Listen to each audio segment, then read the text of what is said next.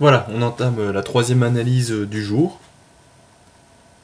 J'en fais pas souvent, voilà. J'ai trouvé cette analyse très intéressante. Enfin, l'analyse, je la trouve intéressante, mais j'ai trouvé le graphique très intéressant du dollar et du yen. Je trouvais ça assez curieux comme figure. Voilà, on va d'abord regarder en mensuel, en vitesse, comme on a pris l'habitude de le faire. Voilà, on voit donc que depuis juin 2007, on a connu en gros un rallye baissier jusqu'en janvier 2009, et un petit rallye haussier depuis janvier 2009, et puis une petite baisse, donc rien d'exceptionnel. Voilà, ça c'est juste pour l'évolution mensuelle, hausse, grande baisse, petite hausse, toute petite baisse, enfin baisse très récente en tout cas, pas toute petite. Voilà, le canal en hebdomadaire, on l'observe très bien ici, dans lequel le cours a été maintenu depuis le 2 juillet 2007. Ça fait quand même bientôt 2 ans. C'est un canal assez long. Alors, on voit ici une petite résistance qui a été assez bien respectée ces derniers jours. C'est-à-dire qu'on a d'abord buté dessus le 16 mars 2009 et qu'on est retourné dessus le 11 mai 2009, quelques mois plus tard. Alors, on peut déjà le deviner ici en hebdomadaire. On voit déjà une épaule qui s'est formée là, une tête là et une seconde épaule là.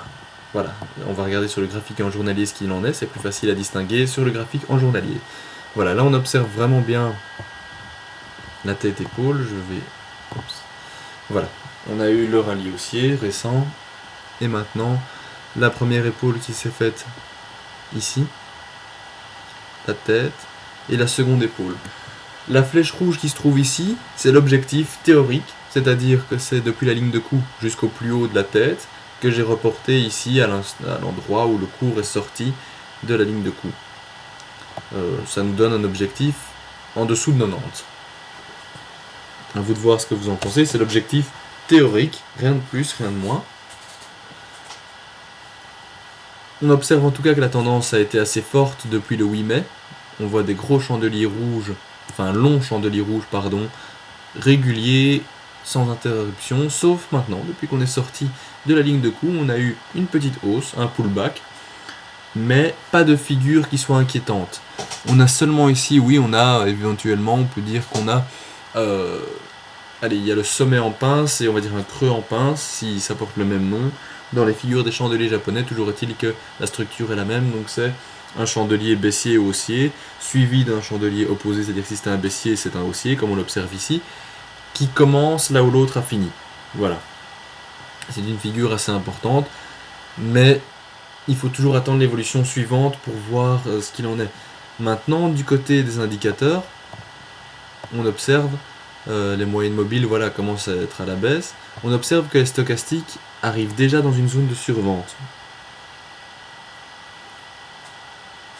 Alors, qu'est-ce que ça veut dire ? Ça veut dire qu'on arrive dans une zone de survente et qu'on doit acheter ? Non, pas spécialement. Ça veut surtout dire que la volatilité augmente fortement. Voilà, le RSI a buté sur les 30, buté, enfin rebondi, pardon, c'est du joli mot, rebondi sur les 30, le MACD négatif, voilà. On va surtout s'en tenir au cours parce que durant un changement de tendance, les oscillateurs peuvent perturber, c'est-à-dire que bon, ils s'adaptent au mouvement du cours et c'est pas le cours qui s'adapte au mouvement des oscillateurs, donc il faut toujours les laisser en second plan par rapport au cours. D'après moi, ici, on pourrait jouer une baisse. Il faut bien sûr rester attentif. On aurait d'ailleurs comme premier objectif ici, le canal, la ligne intermédiaire du canal, aux alentours de 93, ce qui est déjà un bon objectif, étant donné qu'on est à 95-98. Ça ferait déjà 200-300 pips, c'est intéressant. On va voir ce qu'il en est. Toujours est-il que, comme le confirme ici le fait que le cours a dépassé la ligne de Bollinger, la volatilité a fortement augmenté par rapport aux jours précédents. Donc les oscillateurs peuvent être perturbés. On verra peut-être une petite correction du cours, on verra, on a encore le temps de s'y intéresser.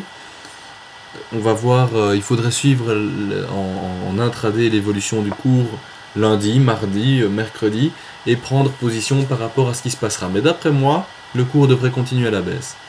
J'espère que cette analyse vous a plu, n'hésitez pas à visiter mon site www.tastudies.com et à laisser des commentaires, à laisser des critiques. Je suis bien sûr ouvert aux critiques, constructives de préférence.